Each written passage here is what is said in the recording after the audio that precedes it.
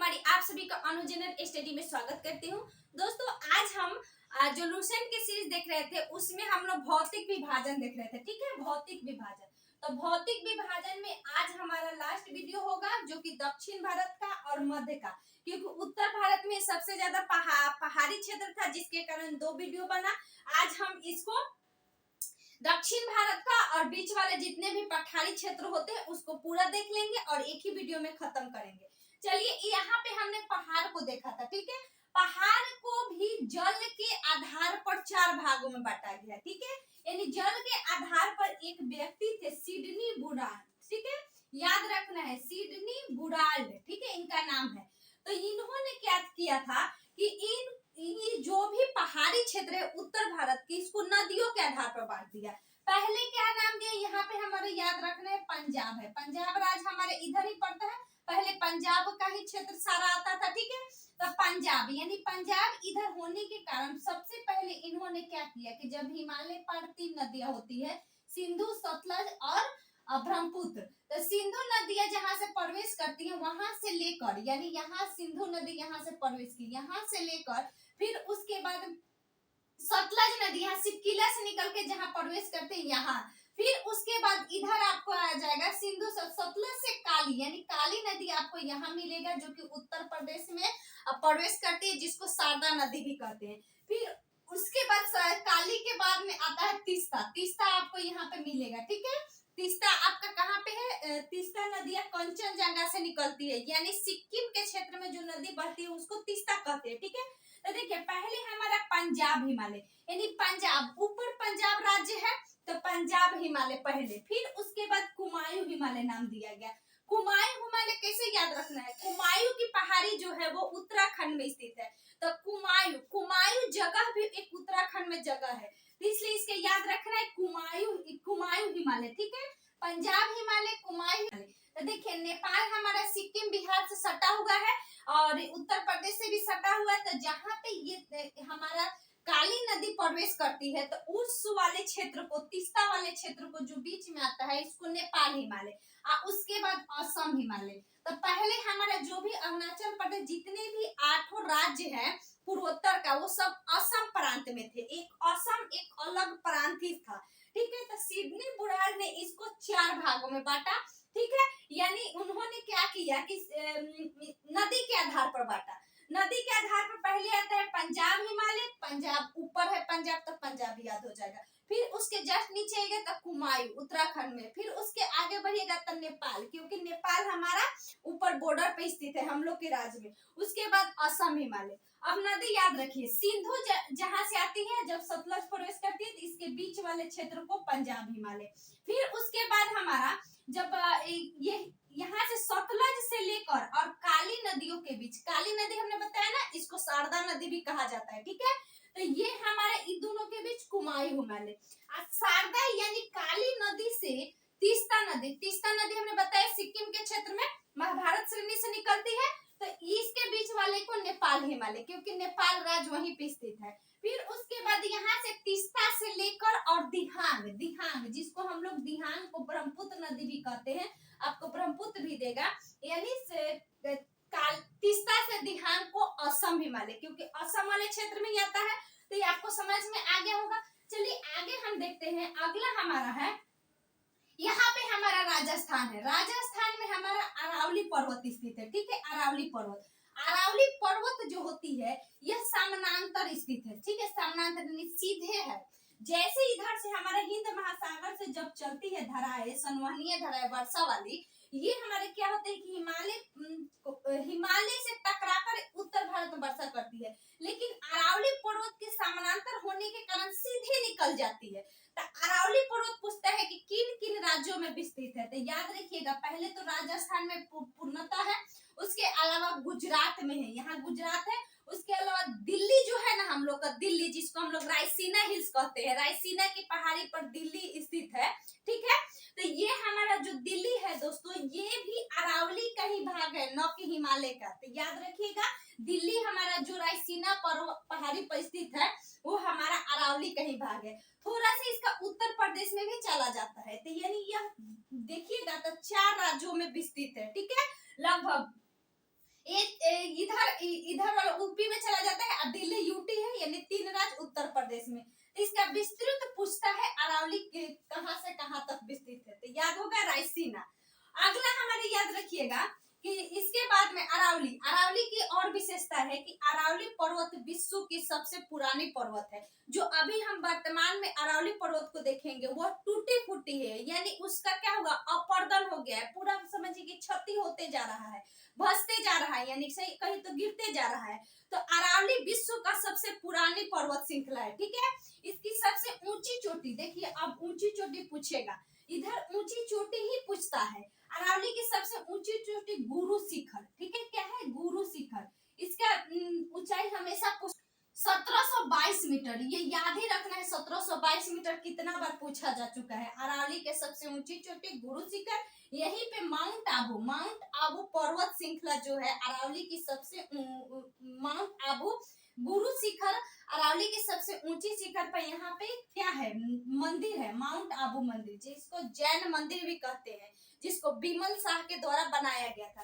तो इतना याद रखिएगा। अरावली का विस्तार कहाँ से है, ऊंची चोटी क्या है, उसकी ऊंचाई क्या है, ठीक है, उसकी विशेषता कहा गया है कि अरावली का आयु लगभग कितना है, तो 570 मिलियन वर्ष पुराना माना जाता है, लगभग 570 मिलियन वर्ष पुराना। ठीक, आगे हमारा कि यहाँ पे राजस्थान में ही आपको मुकुंदरा हिल्स मिलेगा, ठीक है। मुकुंदरा के पास टाइगर रिजर्व के लिए भी विस्तृत है, ठीक है, टाइगर रिजर्व के लिए विस्तृत है, 52वां टाइगर रिजर्व यहाँ पे, ठीक है। तो याद रखिएगा 500 और विशेषता है कि अरावली जो पर्वत है इससे 3 नदियां निकलती है, पश्चिम से 2 नदियां, पूर्व से 1 नदियां।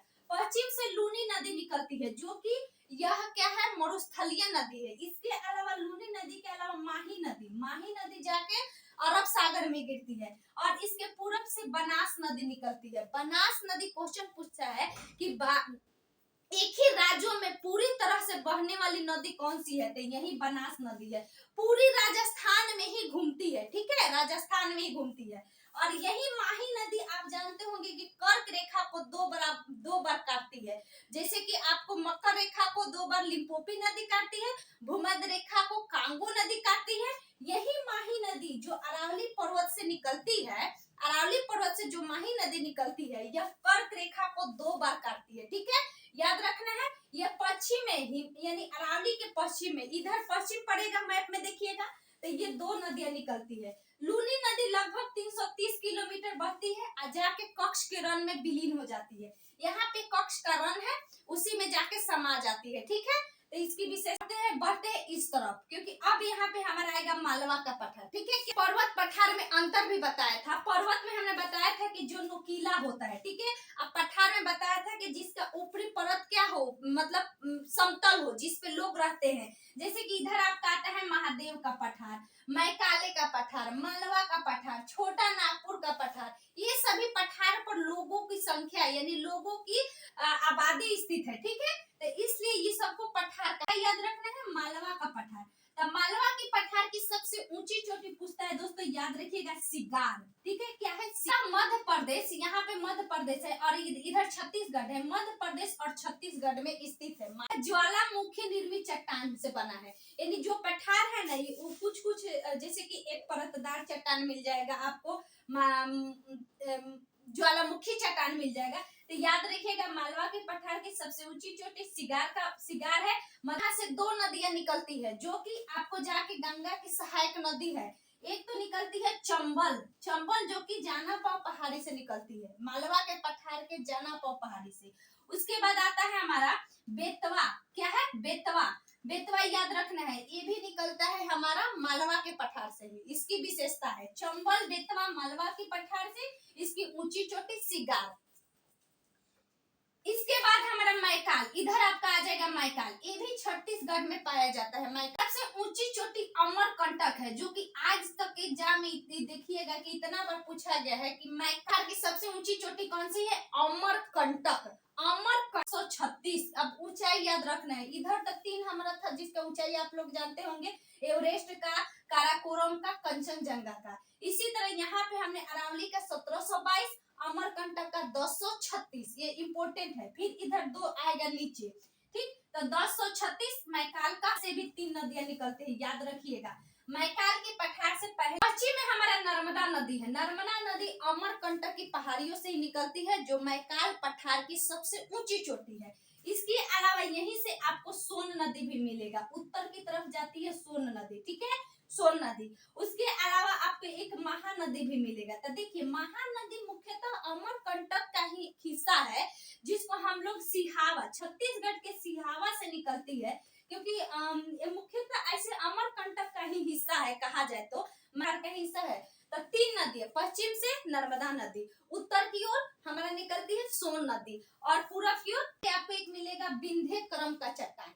विंध्य क्रम का चट्टान विंध्याचल श्रेणी में पाई जाती है। देखिए यहाँ पे आपको विंध्याचल श्रेणी ऐसे मिलेगी, ठीक है, छोटे छोटे। विंध्याचल श्रेणी जो है उत्तर भारत को दक्षिण भारत में को दो बराबर भागों में बांटता है, यानी ये हमारा उत्तर भारत को दक्षिण भारत में कौन बांटता है, तो क्वेश्चन पूछा जाता है, विंध्याचल की पठार यानी विंध्याचल की श्रेणियां बांटती है, ठीक है। अब यहीं पे विंध्याचल किन किन राज्यों में है, तो देखिए ये पूरा फैला हुआ है। एक तो हम मध्य प्रदेश, छत्तीसगढ़, झारखंड, याद रखना है। छोटा नागपुर का पठार आप जानते होंगे, जान लीजिए कि छोटा नागपुर का पठार यह विश्व का सबसे ज्यादा विस्तृत खनिज वाला पठार है, ठीक है, छोटा नागपुर का पठार। ये पूछा जाता है, छोटा नागपुर पठार को भारत का रूर कहा जाता है। जैसे कंटक का देखा, उसी तरह पारसनाथ 1365 मीटर, याद रखिएगा पारसनाथ को चाहिए 1365 मीटर। अब अगला है हमारा सतपुरा, ठीक है, सतपुरा। तो सतपुरा याद रखना है, सतपुरा जो है यहीं पे स्थित। सतपुरा की पठारी मुख्यतः एमपी में है, थोड़ी सी आपको छत्तीसगढ़ में मिलेगा, क्योंकि छत्तीसगढ़ तो अभी बटा है 2000 में, मुख्यतः ये आपको मध्य प्रदेश में ही स्थित था, लेकिन अब दो। सतपुरा की सबसे ऊंची चोटी पूछता है, देखिए सतपुरा पहाड़ी जो है यानी सतपुरा रेंज है, इसी में महादेव पहाड़ी है। महादेव पहाड़ी का ही सबसे ऊंची चोटी धूपगढ़ी, याद रखना है, कभी कभी आपको सतपुरा भी देगा कि सतपुरा की सबसे ऊंची चोटी धूपगढ़ी, और वही महादेव की भी सबसे ऊंची चोटी धूपगढ़ी है, क्योंकि इसी का भी भाग महादेव है। इसकी ऊंचाई रखिएगा 1350 मीटर। यहाँ पे गुरु शिखर का 1722, और यहाँ पे हमने देखा था अमरकंटक, अमरकंटक का 1035, ठीक है, पारसनाथ का 1366, ठीक है, और इसका हो जाएगा 1350, याद रखिएगा 1300। पहाड़िया से एक नदी निकलती है जिसका नाम है ताप्ती नदी, ठीक है, नर्मदा ताप्ती हम लोग अमरकंटक से कहते हैं, तो गलत है। नर्मदा निकलती है अमरकंटक से, सोन निकलती है अमरकंटक से, महानदी निकलती है अमरकंटक की श्रेणी से, छत्तीसगढ़ के सिहवा की पहाड़ी से, ठीक है, और ये निकलती है सतपुरा से, ताप्ती नदी निकलती है, ठीक है, जिसकी सबसे ऊंची चोटी धूपगढ़ी है। किस जिला में स्थित है, मध्य प्रदेश के, तो ये है हमारा पंचमढ़ी, ठीक है, पंचमढ़ी जिला में स्थित है धूपगढ़ी। अगला अब हम चलते हैं, अब हमने देख लिया इधर की श्रेणी है, ठीक है, इधर की श्रेणी है। तो पहले हमने देख लिया मैकाल, फिर उसके बाद सतपुरा, ठीक, सतपुरा, उसके बाद छोटा नागपुर पठार, ये आता है सजाने के लिए, ठीक। अब चलिए हम अब नीचे बढ़ते हैं। तो नीचे हमने जैसे अब विंध्याचल क्रम श्रेणियां देखा, तो उत्तर भारत, दक्षिण भारत, तो दक्षिण भारत में इधर हमारा आता है पश्चिमी घाट, तो पश्चिमी घाट में भी छोटे छोटे पहाड़ियां पाई जाती है।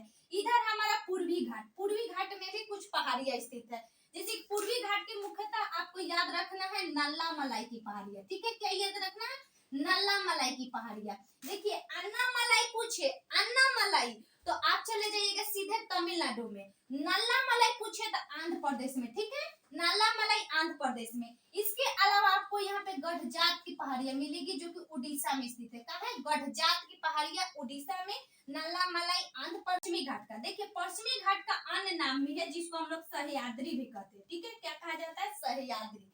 पश्चिमी घाट का लगभग 1600 किलोमीटर में फैला है। ये हमारा ताप्ती नदी जहां से प्रवेश करती है अरब सागर में, यहीं से शुरू हो जाता है पश्चिमी घाट, और जहां पे हमारा कन्याकुमारी आशा अंतरिक्ष स्थित है, यहाँ पे कन्याकुमारी, यहाँ तक हमारा पश्चिमी घाट है, ठीक है।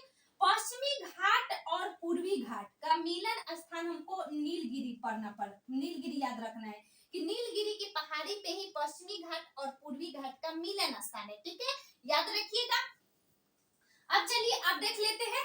अब देखिए क्या होता है कि पश्चिमी घाट जो है, इसको यहाँ गोवा राज्य है, गोवा राज्य से 16 डिग्री अंशांश गुजरती है, जो हमारा 8 डिग्री 4 मिनट की सबसे मुख्य भूमि है। इसके अलावा ऊपर जाइएगा तो 16 डिग्री, 16 डिग्री जहां से पार करती है, यह पश्चिमी घाट को दो बराबर भागों में बांटती है। भारत को 2 बराबर भागों में विंध्याचल श्रेणी, और ये पूछे कि पश्चिमी घाट को 2 बराबर भागों में कौन बांटती है, तो ये हमारा 16 डिग्री अक्षांश रेखा है। यहाँ पे 1200 मीटर ऊंचाई की पहाड़ियां पाई जाती है, ठीक है। और इसके ऊपर आपको यहाँ पे गिर की पहाड़ियां मिलेगी। गिर की पहाड़ियां गुजरात में स्थित है, जो कि एशियाई शेर के लिए विख्यात है, ठीक है। नाम दिया गया, उत्तर को उत्तरी सह्याद्री, ठीक है, और नीचे को दक्षिणी सह्याद्री, ठीक है। अब इसकी चोटी पूछी जाती है कि उत्तरी सह्याद्री की सबसे ऊंची सह्याद्री के याद रखिएगा कुद्रेमुख, दक्षिणी सह्याद्री का कुद्रेमुख जो कि कर्नाटक में स्थित है, ठीक है, दक्षिणी सह्याद्री का। तो जब बांटा तो इधर हमारा महाराष्ट्र है, इधर गोवा है, नीचे कर्नाटक है, तो सीधी बात है कुद्रेमुख कर्नाटक में होगा, कालसुबाई हमारा महाराष्ट्र के क्षेत्र में होगा।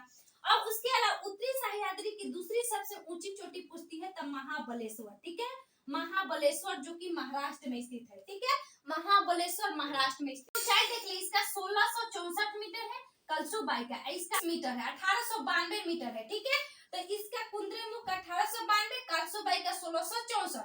तो उत्तरी सह्याद्री की सबसे ऊंची चोटी कालसुबाई, दक्षिणी सह्याद्री का कुद्रेमुख जो कि कर्नाटक में। दूसरी पूछे उत्तरी सह्याद्री का, महाबलेश्वर से 5 नदियां निकलती है, याद रखना है, महाबलेश्वर से, जो कि हम लोग मुख्यतः कृष्णा नदी पढ़ते हैं। कृष्णा नदी महाबलेश्वर से ही निकले।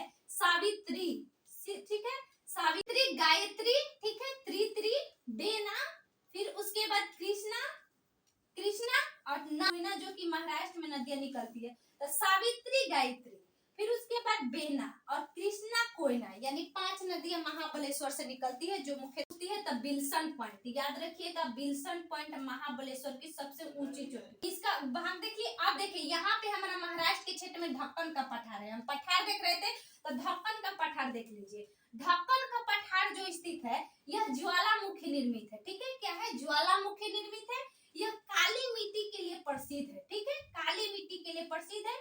यह भ्रंशन के कारण, मतलब ग्रेनाइट मिट्टी के भ्रंशन के कारण काली मिट्टी का पूर्वी भाग देखिए पूछता है कि जो हमारा विदर्भ क्षेत्र है वह कहाँ स्थित है। तो कभी कभी आपको मध्य प्रदेश दे देगा, कभी महाराष्ट्र देगा।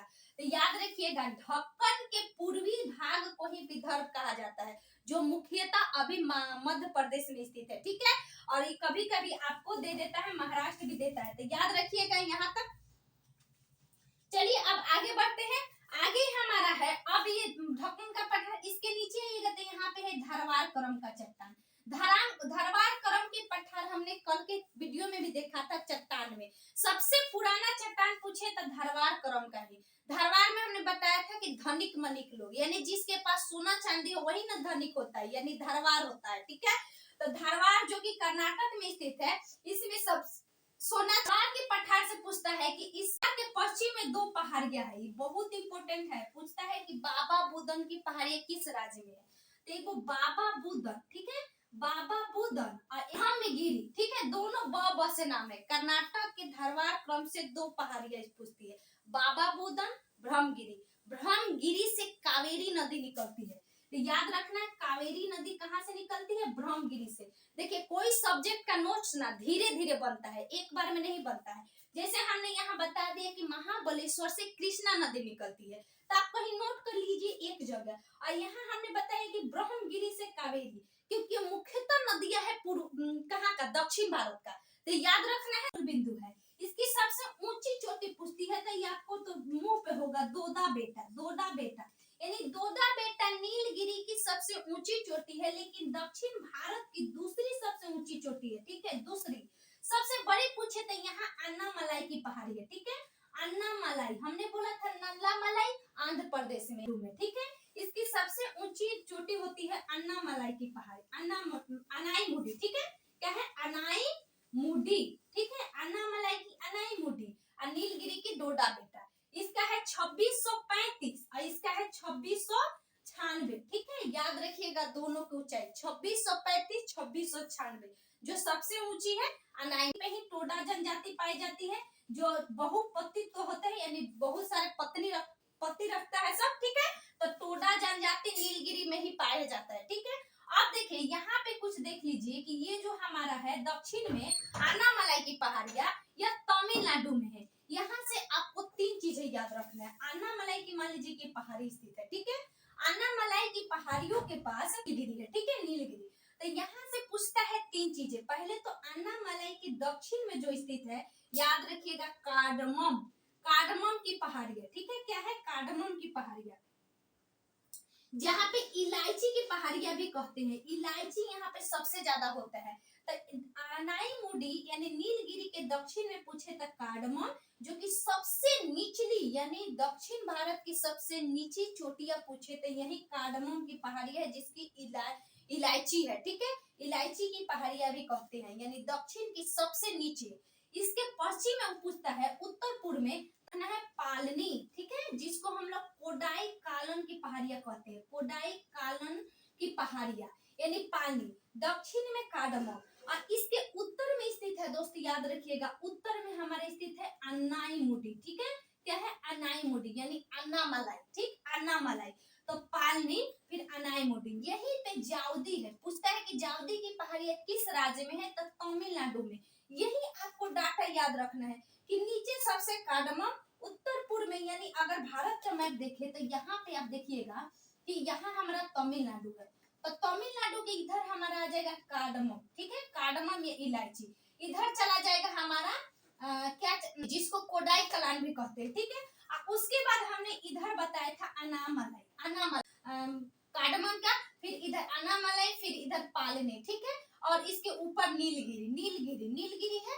अब देखिए नीलगिरी, अब यहाँ पे महाराष्ट्र में भी कुछ पर्वत है, पर्वत जैसे कि अजंता, बोलता है कि एकमात्र राज्य में स्थित है, महाराष्ट्र में एकमात्र यही राज्य में स्थित है, अजंता की पहाड़ियां एकमात्र पहाड़ी मिलेगा, बालाघाट की पहाड़ी, ठीक है, हरिश्चंद्र की पहाड़ी, याद रखिएगा, हरिश्चंद्र की, हरिश्चंद्र ये भी महाराष्ट्र में, अजंता एकमात्र महाराष्ट्र में, ये अन्य राज्यों में भी स्थित है। तो आशा करती हूँ ये यहाँ तक आप सभी को समझ में आ गया होगा, ठीक है, यानी हमने पश्चिमी घाट का बता दिया, ऊंची चोटी, कुछ कुछ बेसिक जो थी वो भी बताई, ठीक।